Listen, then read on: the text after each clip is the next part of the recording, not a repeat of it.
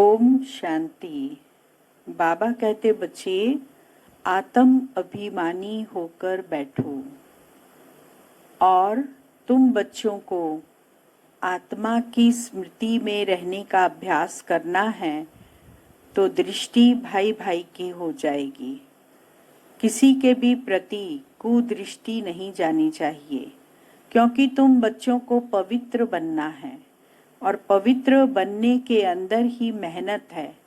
माया बहुत तूफान लाती है, अपवित्र बनाने के संकल्प लाती है, लेकिन हम बच्चों का अगर संपूर्ण निश्चय बाबा के ऊपर है तो हम बाबा के बताए हुए रास्ते पर चलते रहेंगे और अपने आप को पवित्र और योगी बनाने का प्रैक्टिकल अभ्यास करते रहेंगे।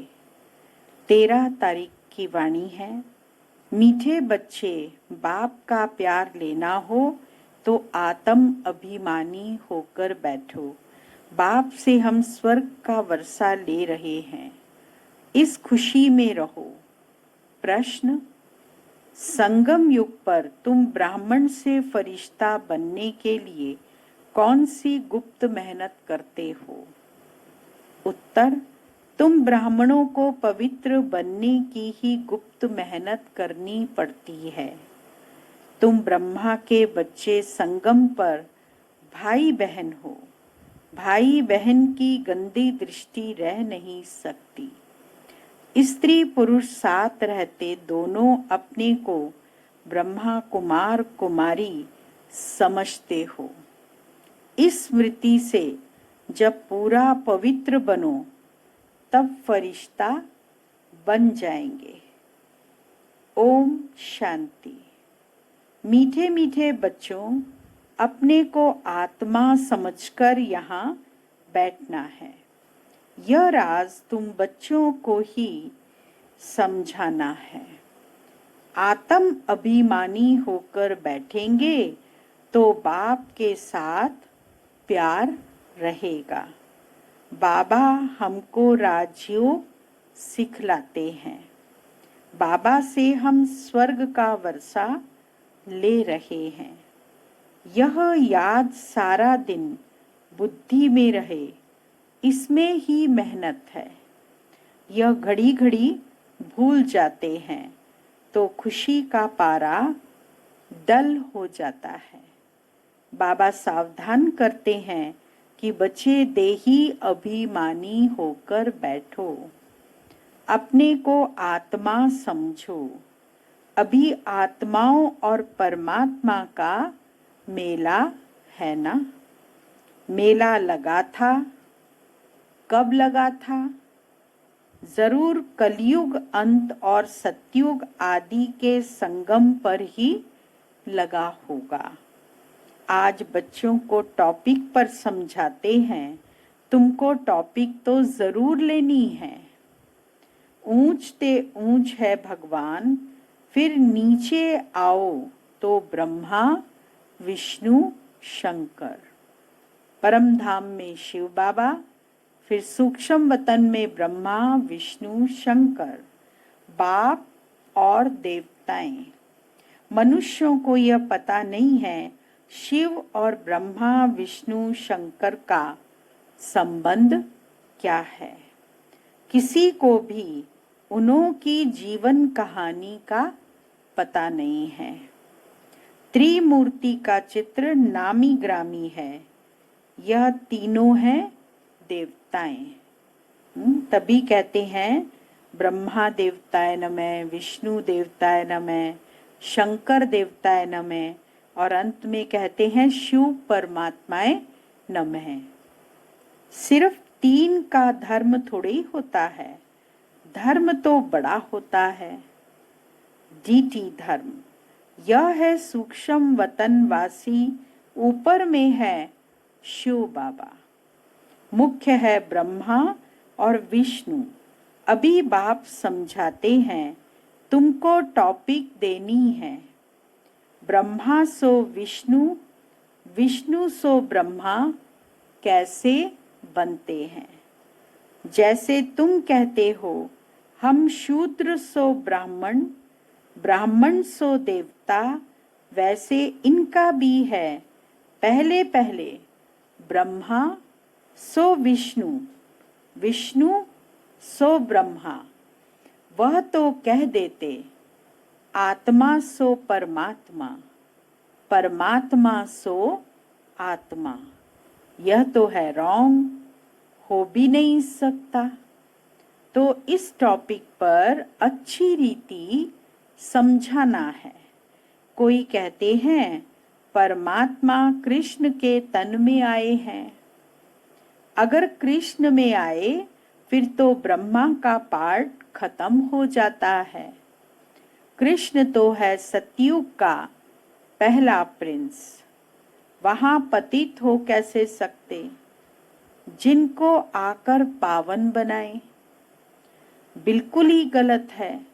यह बातें भी महारथी सर्विसेबल बच्चे ही समझते हैं, बाकी तो किसकी बुद्धि में बैठता ही नहीं है। यह टॉपिक तो बहुत फर्स्ट क्लास है। ब्रह्मा सो विष्णु, विष्णु सो ब्रह्मा कैसे बनते हैं, उनकी जीवन कहानी बतलाते हैं, क्योंकि इनका कनेक्शन है, इनका आपस में कनेक्शन है।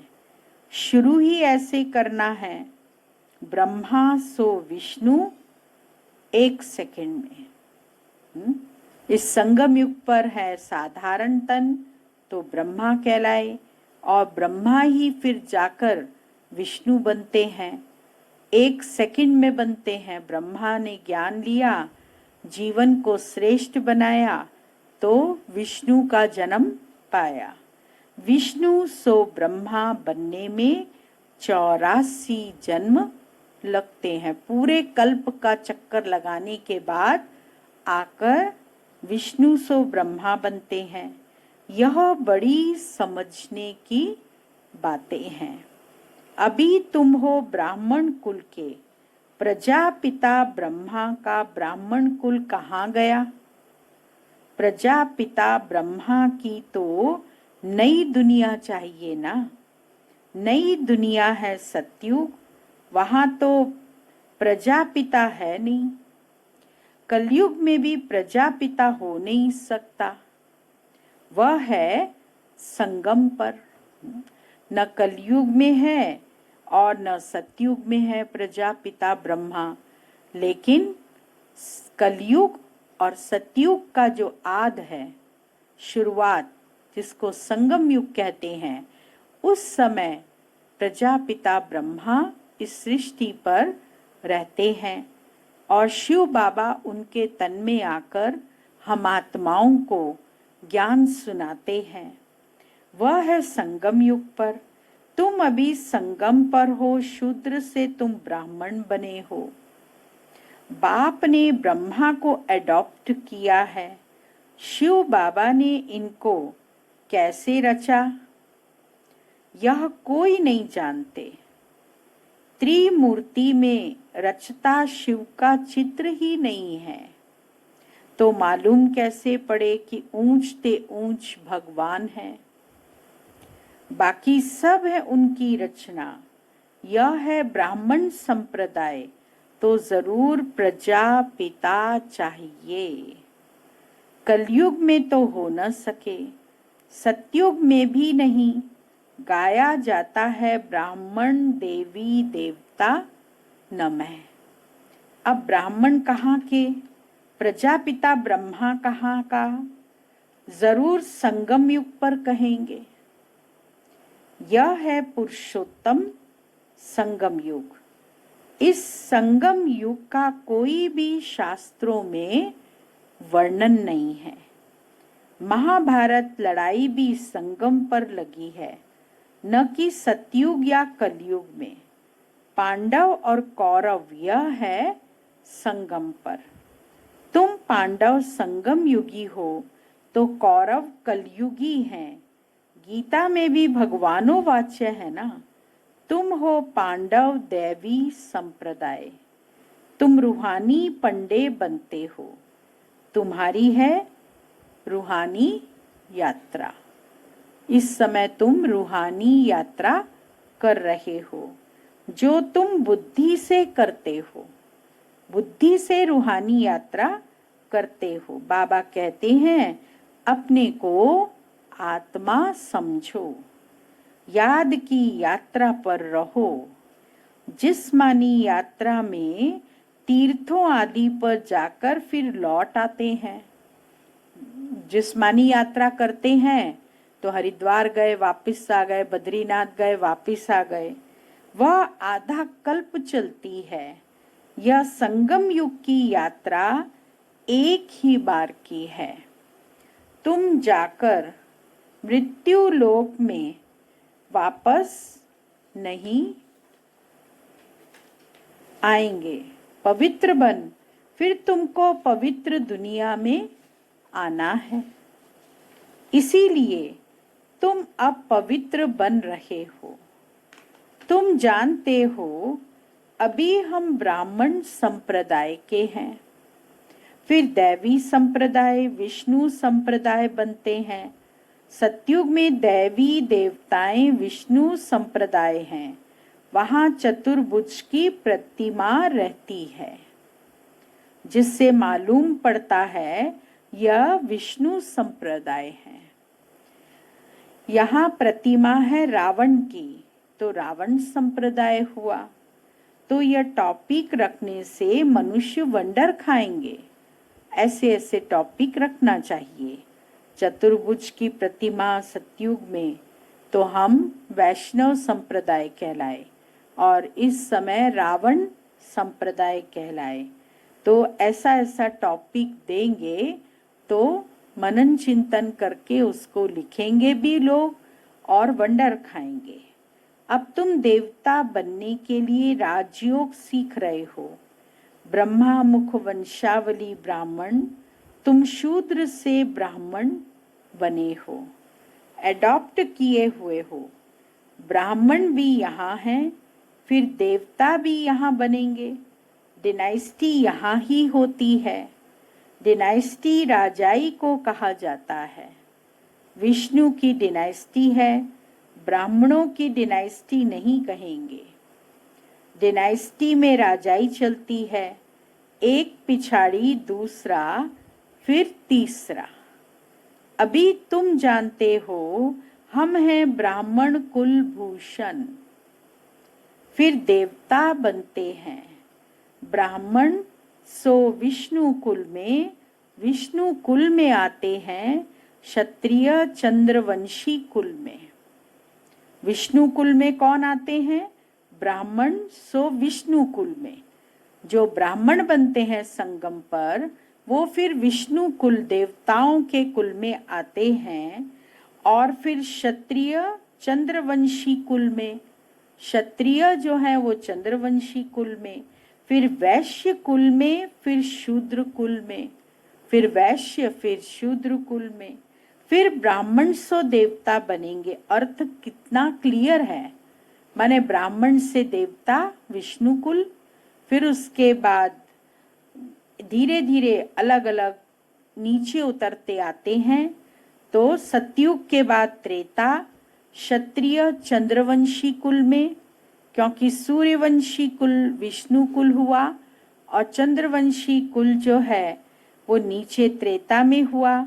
फिर वैश्य कुल में, फिर वैश्य कुल द्वापर में, और शूद्र कुल जो है वो है कलयुग में तमो प्रधानता के समय। और फिर संगम युग पर ब्राह्मण सो देवता बनेंगे। अर्थ कितना क्लियर है। चित्रों में क्या क्या दिखाते हैं। हम ब्राह्मण सो विष्णुपुरी के मालिक बनते हैं। इसमें मूंझना नहीं चाहिए। बाबा जो ऐसे देते हैं उस पर फिर विचार सागर मंथन करना चाहिए। किसको कैसे समझाएं। जो मनुष्य वंडर खाएं कि यह इतनी समझानी तो बहुत अच्छी है, सिवाय ज्ञान सागर और तो कोई समझा ना सके। विचार सागर मंथन कर फिर बैठ लिखना चाहिए। फिर पढ़ो तो ख्याल में आएगा। यह अक्षर ऐड करने चाहिए। बाबा भी पहले पहले मुरली लिखकर तुमको हाथ में दे देते थे, फिर सुनाते थे। यहाँ तो तुम घर में बाबा के साथ रहते हो, अब तो तुमको बाहर में जाकर सुनाना पड़ता है। यह टॉपिक बड़ी वंडरफुल है। कौन सी टॉपिक? ब्रह्मा सो विष्णु। ब्रह्मा सो विष्णु में 1 सेकंड, विष्णु से ब्रह्मा बनने में 84 जन्म। इस पर मनन चिंतन करके और इसको लिखना चाहिए। इनको कोई नहीं जानते। विष्णु की नाभि से ब्रह्मा दिखाते हैं, जैसे गांधी की नाभि से नेहरू। परंतु डिनाइस्टी तो चाहिए ना। ब्राह्मण कुल में राजाई नहीं है। ब्राह्मण संप्रदाय सो बनते हैं डीटी डिनाइस्टी, फिर चंद्रवंशी डिनाइस्टी में जाएंगे, फिर वैश्य डिनाइस्टी। ऐसे हर एक डिनाइस्टी चलती है ना। सतयुग है वाइसलेस वर्ल्ड, कलयुग है विशियस वर्ल्ड। यह 2 अक्षर भी कोई की बुद्धि में नहीं है, नहीं तो यह जरूर बुद्धि में होने चाहिए कि विशियस से वाइसलेस कैसे बनते हैं। मनुष्य न वाइसलेस को जानते हैं न विशियस को जानते हैं। तुमको समझाया जाता है देवताएं वाइसलेस हैं, ऐसे कभी नहीं सुना कि ब्राह्मण वाइसलेस हैं। नई दुनिया है वाइसलेस और पुरानी दुनिया है विशियस, विकारी। तो जरूर संगम युग दिखाना पड़े, इसका किसको भी पता नहीं। पुरुषोत्तम मास मनाते हैं ना, वह 3 वर्ष बाद 1 मास मनाते हैं। तुम्हारा 5000 वर्ष बाद एक संगम युग आता है। मनुष्य आत्मा और परमात्मा को यथार्थ नहीं जानते, सिर्फ कह देते हैं चमकता है अजब सितारा भ्रिकुटी के बीच में। बस जैसे दिखाते हैं। रामकृष्ण परमहंस का चेला विवेकानंद कहता था, मैं गुरु के सामने बैठा था। गुरु का भी ध्यान तो करते हैं ना। अभी बाप कहते हैं मामेकम याद करो। ध्यान की तो बात ही नहीं, गुरु तो याद है ही। खास बैठ करके याद करने से याद आएगा क्या? उनकी गुरु में भावना थी कि यह भगवान है, तो देखा कि उनकी आत्मा निकल मेरे में लीन हो गई। स्वामी विवेकानंद ने जब गुरु के सामने बैठकर ध्यान किया तो उनको फील हुआ, अनुभव हुआ कि गुरु की आत्मा निकलकर उनके अंदर प्रवेश कर गई है। उनकी आत्मा कहाँ जाकर बैठी, फिर क्या हुआ, कुछ भी वर्णन नहीं। बस खुश हुआ, हमको भगवान का साक्षात्कार हुआ। भगवान क्या है वह नहीं जानते। बाबा समझाते हैं, सीढ़ी के चित्र पर तुम समझाओ। यह है भक्ति मार्ग। तुम जानते हो, एक है भक्ति की वोट, दूसरी है ज्ञान की नाव। भक्ति की नाव और ज्ञान की नाव। ज्ञान अलग, भक्ति अलग है। बाबा कहते हैं, हमने तुमको कल्प पहले ज्ञान दिया था, विश्व का मालिक बनाया था। अब तुम कहाँ हो? तुम बच्चों की बुद्धि में सारा ज्ञान है। कैसे और डिनाइस्टी आती है, कैसे झाड़ बढ़ता है, जैसे गुलदस्ता होता है ना, यह सृष्टि रूपी झाड़ भी फूलदान है। बीच में तुम्हारा धर्म, फिर इनसे और 3 धर्म निकलते हैं, फिर उनसे वृद्धि होती जाती है। तो इस झाड़ को भी याद करना है। कितनी टाल टालियां आदि निकलती रहती हैं, पिछाड़ी में आने वाले का मान भी हो जाता है। बड़ का झाड़ होता है ना, थूर है नहीं। बड़ का जो झाड़ है उसका तना खत्म हो जाता है और उसकी जो दाढ़ी होती है उनके ऊपर वो पूरा वृक्ष खड़ा रहता है। कलकत्ता के अंदर बोटैनिकल गार्डन है जहाँ सब प्रकार के वैरायटी पेड़ लगे हुए हैं, बहुत एकड़ में फैला हुआ है और बहुत से लोग देखने के लिए जाते हैं। वहाँ एक बड़ का पेड़ है, वो इतना विशाल है कि हजारों लोग उसके नीचे, 1000 1500 लोग तो उसके नीचे बैठ सकते हैं, माने इतना बड़ा है। लेकिन उसका तना नहीं है। पहले वो तने पर था लेकिन अब तना गायब हो गया। तना गायब हो गया तो फिर किस पर खड़ा है?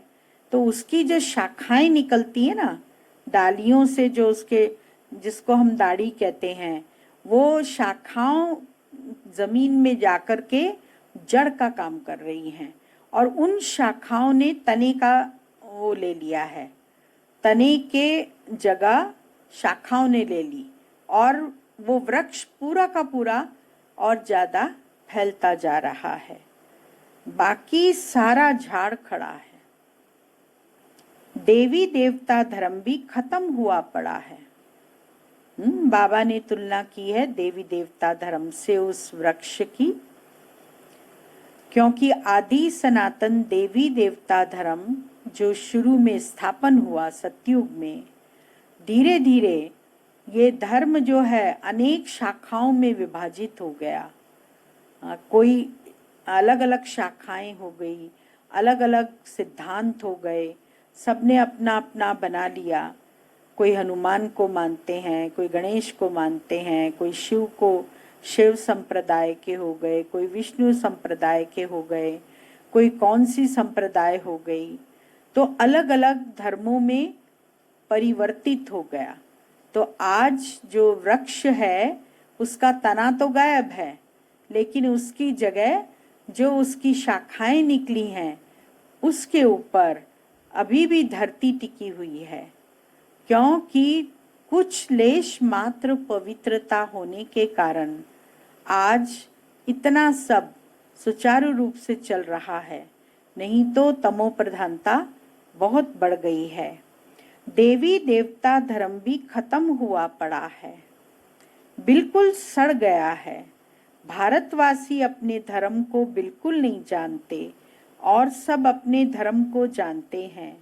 यह कहते हम धर्म को मानते ही नहीं, मुख्य है ही 4 धर्म, बाकी छोटे छोटे तो अनेक हैं। इस झाड़ और सृष्टि चक्र को तुम अभी जानते हो। देवी देवता धर्म का नाम ही गुम कर दिया है। फिर बाप उसकी स्थापना कर बाकी सब धर्म का विनाश कर देते हैं। गोले का चित्र पर भी जरूर ले जाना चाहिए। यह सतयुग, यह कलयुग। कलयुग में कितने धर्म हैं? सतयुग में है एक धर्म। एक धर्म की स्थापना, अनेक धर्मों का विनाश कौन करता होगा?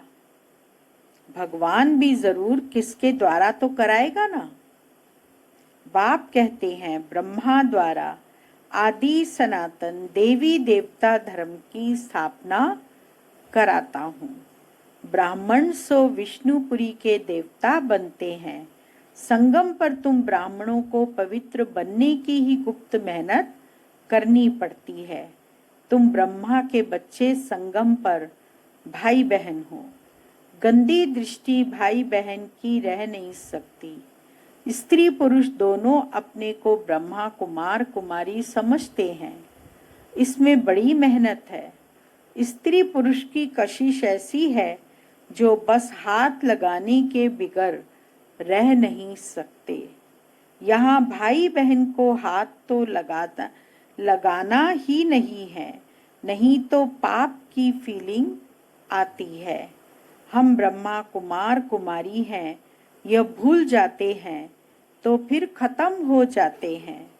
इसमें बड़ी गुप्त मेहनत है। भल युगल हो रहते हैं, किसको क्या पता, वह खुद जानते हैं। हम ब्रह्मा कुमार कुमारी हैं, फरिश्ते हैं, हाथ लगाना नहीं है। ऐसे करते करते सूक्ष्म वतनवासी फरिश्ते बन जाएंगे, नहीं तो फरिश्ता बन नहीं सकते। फरिश्ता बनना है तो पवित्र बनना पड़े। ऐसी जोड़ी निकले तो नंबर 1 जाए। कहते हैं दादा ने तो सब अनुभव किया, पिछाड़ी में करके सन्यास किया। हाँ, कहते दादा तो इतनी उम्र में जाके सन्यासी बना। बहुत मेहनत तो उनको है जो जोड़ा बन जाते हैं। फिर उसमें ज्ञान और योग भी चाहिए। बहुतों को आप समान बनाए तब बड़ा राजा बने। सिर्फ एक बात तो नहीं है ना। बाबा कहते हैं तुम शिव बाबा को याद करो, यह है प्रजापिता।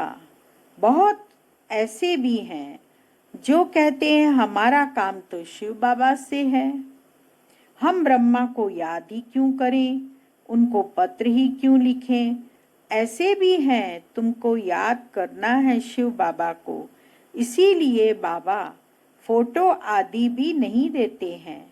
इनमें शिव बाबा आता है, यह तो देहधारी है ना। अभी तो तुम बच्चों को बाप से वर्षा मिलता है, वह अपने को ईश्वर कहते हैं। फिर उनसे क्या मिलता है, कितना घाटा पड़ा है भारतवासियों को। एकदम भारतवासियों ने दिवाला मारा है, प्रजा से भीख मांगते रहते हैं। 10-20 वर्ष का लोन लेते हैं, फिर देना थोड़ी है। लेने वाले देने वाले दोनों ही खत्म हो जाएंगे, खेल ही खत्म हो जाना है। अनेक मुसीबतें सिर पर हैं, दिवाला बीमारियां आदि बहुत हैं। कोई साहूकारों के पास रख देते हैं और वह दिवाला मार देते हैं तो गरीबों को कितना दुख होता है। कदम कदम पर दुख ही दुख है, अचानक बैठे बैठे मर जाते हैं। यह है ही मृत्यु लोक। अमर लोक तो तुम अभी जा रहे हो, अमरपुरी के बादशाह बनते हो। अमरनाथ तुम पार्वतियों को सच्ची सच्ची अमर कथा सुना रहे हैं। तुम जानते हो अगर बाबा है, अमर बाबा है, उनसे हम अमर कथा सुन रहे हैं। अब अमर लोक जाना है। इस समय तुम हो संगम युग पर। अच्छा, मीठे मीठे सिक्की लदे बच्चों प्रति मात पिता बाप दादा का याद प्यार और गुड मॉर्निंग। रूहानी बाप की रूहानी बच्चों को नमस्ते और रूहानी बच्चों की रूहानी बाबा को याद प्यार गुड मॉर्निंग नमस्ते। मुख्य सार है, पहला पॉइंट, विचार सागर मंथन कर ब्रह्मा सो विष्णु कैसे बनते हैं, इस टॉपिक पर सुनाना है। बुद्धि को ज्ञान मंथन में बिजी रखना है। दूसरा पॉइंट, राजाई पद प्राप्त करने के लिए ज्ञान और योग के साथ साथ आप समान बनाने की सर्विस भी करनी है। अपनी दृष्टि बहुत शुद्ध बनानी है। वरदान है, नाम और मान के त्याग द्वारा सर्व का प्यार प्राप्त करने वाले विश्व के भाग्य विधाता भव। जैसे बाप को नाम रूप से न्यारा कहते हैं, लेकिन सबसे अधिक नाम का गायन बाप का है। वैसे ही आप भी अल्पकाल के नाम और मान से न्यारे बनो तो सदा काल के लिए सर्व के प्यारे स्वतः बन जाएंगे। जो नाम मान के भिखारीपन का त्याग करते हैं वह विश्व के भाग्य विधाता बन जाते हैं। कर्म का फल तो स्वतः आपके सामने संपन्न स्वरूप में आएगा। इसीलिए अल्पकाल की इच्छा मात्रम अविद्या बनो, कच्चा फल नहीं खाओ, उसका त्याग करो तो भाग्य आपके पीछे आएगा। स्लोगन: परमात्म बाप के बच्चे हो तो बुद्धि रूपी पांव सदा तख्त नशीन हो। ओम शांति।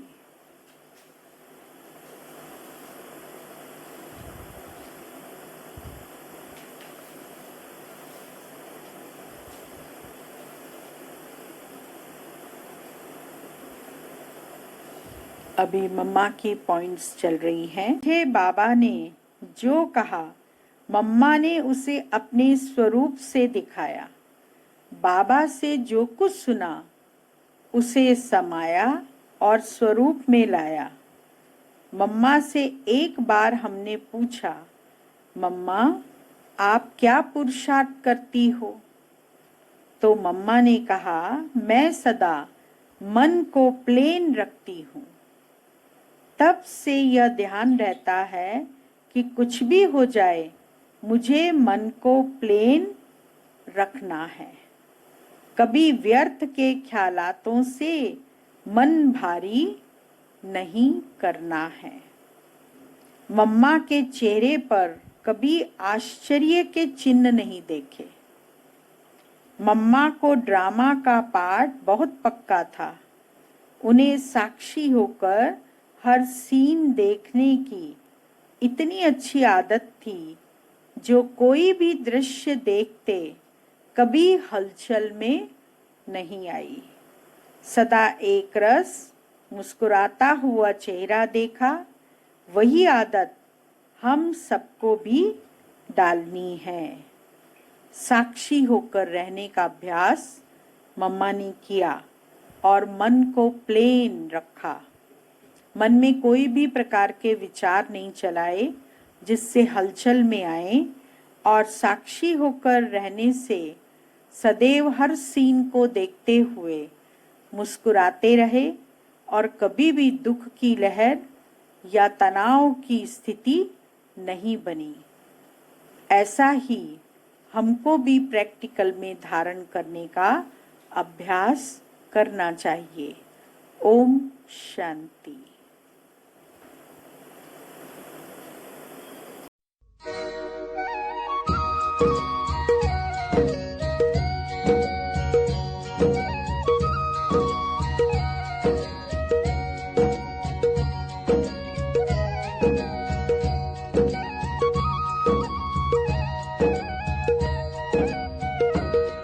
हसरत है हमारी बाबा, कर दो वो पूरी आके। मिल जाओ प्यारे बाबा हम बच्चों से आके। मिल जाओ प्यारे बाबा हम बच्चों से आके। हसरत है हमारी बाबा, कर दो वो पूरी आके। मिल जाओ प्यारे बाबा हम बच्चों से आके। मिल जाओ प्यारे बाबा हम बच्चों से आके।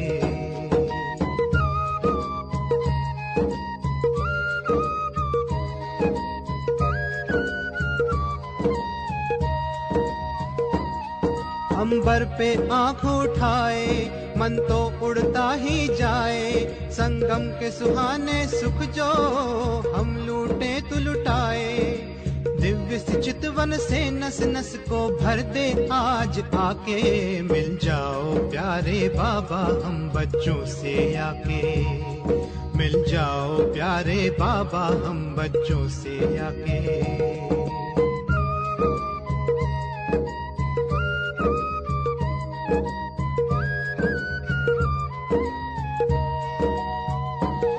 तू जो धरा पे पधारे, गुल खिल जाते हैं न्यारे, गुलशन तो महक जाए, तू जो इसे सवारे।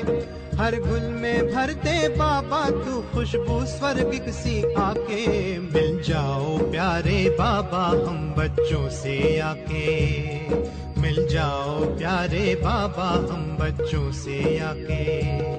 हसरत है हमारी बाबा कर दो वो पूरी आके, मिल जाओ प्यारे बाबा हम बच्चों से आके, मिल जाओ प्यारे बाबा हम बच्चों से आके।